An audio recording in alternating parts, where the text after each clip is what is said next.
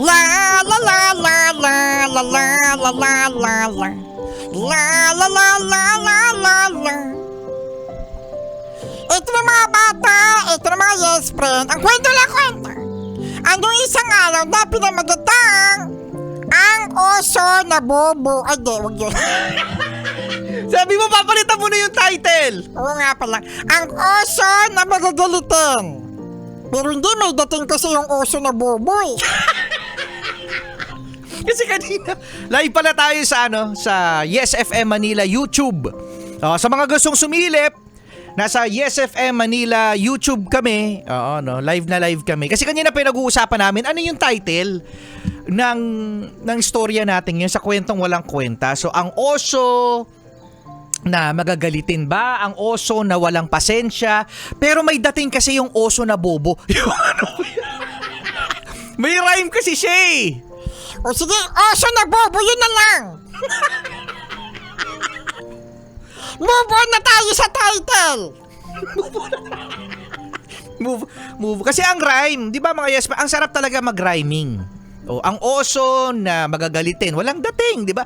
Ang oso na walang pasensya, wala din dating. Pero kapag ang oso na bobo, Hindi ko pa dara, magkakwento na ako. sige. Ay naku, ito na.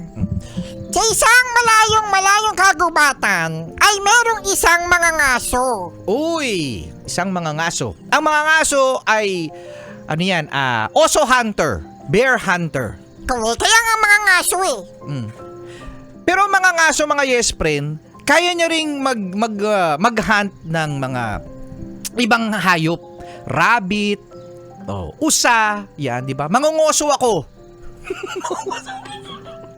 Oo nga, no, dapat mga rabbit ako. Ganun, mangrarabit. Kaya nga mangingisda, di ba? Magsasaka. Kaya may point, mga yes friend, mangungoso. O dapat uso lang ah. Dapat oso lang. So ito na ang haba ng intro.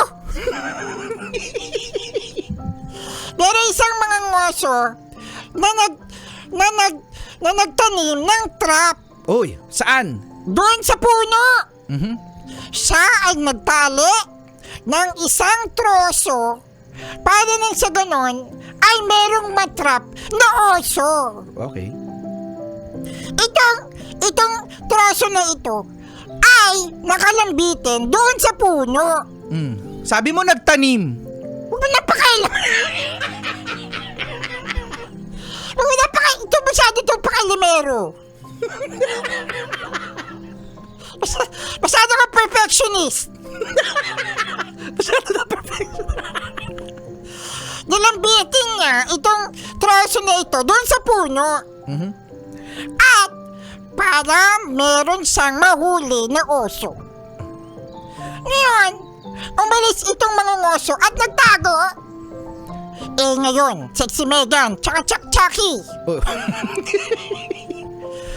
Dumating yung oso. Uy! Isang malaki at nakakatakot na isang bear. Uy, sa isang bear. Alam mo, ang weird, no? Yan na naman. Ang dami commercial break. Alam mo yun na yung oso, yung bear, cute na cute tayo sa mga teddy bear. Di ba? Hinahag natin siya. Tayo tuwang-tuwa. Yung mga bata, di ba? Automatic, merong bear yan kapag dumaan tayo sa mga pagkabata, mga yes friend. Na ang tingin natin sa bear ay cute, huggable, di ba, no? It's so floppy. It's so floppy. Ang lambot-lambot. Pero sa totoong buhay, kapag niyakap mo ang bear, Patay. Patay kang bata ka. yun. Totoo yun. Totoong bear. Ayan, nasa na ako? Ewan ko sa'yo. Ayan, dumating yung bear. Dumating yung bear. Ang laki-laki. At siya ay dumaan doon sa trap. Tako yan na. Nahuli! Wait lang.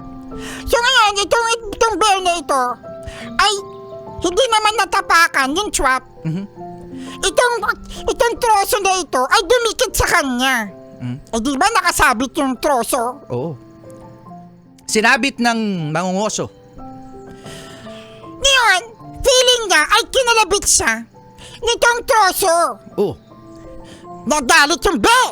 Ay, magagalitin naman yan. O yun yung dapat na title natin eh.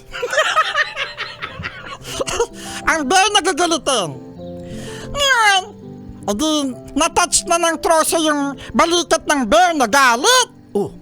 Ang ginawa ng bear ay tinulak niya yung troso. Gumalaw yung troso at bumalik sa kanya. Natouch ulit yung balikat ng bear. Oh. Nagalit yung bear.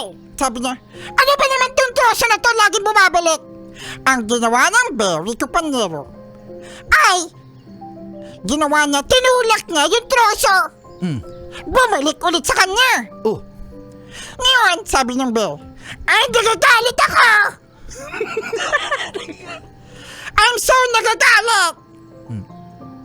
Ang ginawa niya ay tinulak niya ng mas malakas yung troso. Bumalik! Wait lang, ito masyado itong spoiler. Eh, gano'n naman talaga eh. Bumalik na. Ako nagkukwento ha. Bumalik! Oh. Nagalit ulit yung bear. Tinulak ulit niya ng mas malakas. At, ayun, tinamaan yung bear sa ulo. Oh. Ngayon sabi ng bear, hindi. Ibubuhos ko ang buong lakas ko para itulak itong troso na ito. Sabi ng bear. Yeah! Tutulak ko ito ng mas malakas. Kailangan sabihin. Oo, sinabi niya yun. Tutulak ko ito ng mas malakas. Tinulak niya ng buong pwersa. Lumipad yung troso. Oh. At sa hindi magandang pagkakataon, bumalik yung troso. Oh. Tinamaan yung bear. O tinamaan siya dun sa ulo niya.